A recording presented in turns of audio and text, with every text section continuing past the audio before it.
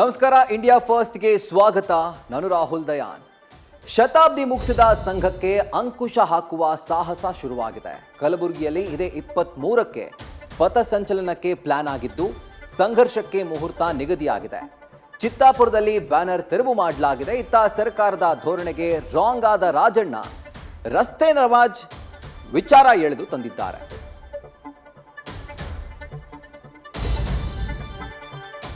Vote ಚೋರಿಗೆ Aland ಕ್ಷೇತ್ರದ ಸಾಕ್ಷಿ ಮುಂದಿಟ್ಟ Rahul. ಸಂಚಲನದ big raid ಶುರುವಾಗಿದೆ. ಮಾಜಿ ಶಾಸಕ ಸುಭಾಷ್ ಗುತ್ತೇದಾರ್ಗೆ ಎಸ್ಐಟಿ ಶಾಕ್ ನೀಡಿದ್ದು, ಮನೆ ಮುಂದಿನ ಬೂದಿ ಕಂಡು ಡಿವಿಆರ್ ವಶಕ್ಕೆ ಪಡೆದಿದೆ. ಆದರೆ ಜನರ ದಿಕ್ಕು ತಪ್ಪಿಸುವ ಯತ್ನ ಅಂತ ಗುತ್ತೇದಾರ್ ಕೆಂಡುವಾಗಿದ್ದಾರೆ.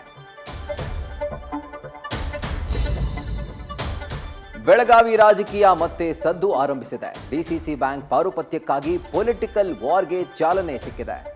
ನಾಳೆ ನಿರ್ದೇಶಕರ ಎಲೆಕ್ಷನ್ ನಡೀತಾ ಇದ್ದು ಕ್ಲಿಯರ್ ಮೆಜಾರಿಟಿಗೆ ಜಾರಕಿಹೊಳಿ ಅಲರ್ಟ್ನಲ್ಲಿದ್ದಾರೆ.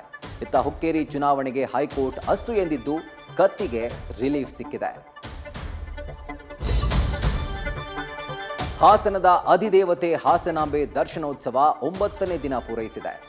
ದೇಗುಲಕ್ಕೆ ಅಸಂಖ್ಯ ಭಕ್ತರು ಹರಿದು ಬರ್ತಾ ಇದ್ದು ನಿಯಂತ್ರಣಕ್ಕೆ ಪೊಲೀಸ್ ಪಡೆ ಹರಸಾಹಸ ಪಡ್ತಾ ಇದೆ. ಇವತ್ತು ದೇವಿಯ ಸನ್ನಿಧಿಯಲ್ಲಿ ಸಿಎಂ ಪತ್ನಿ ಪ್ರತ್ಯಕ್ಷರಾದರು.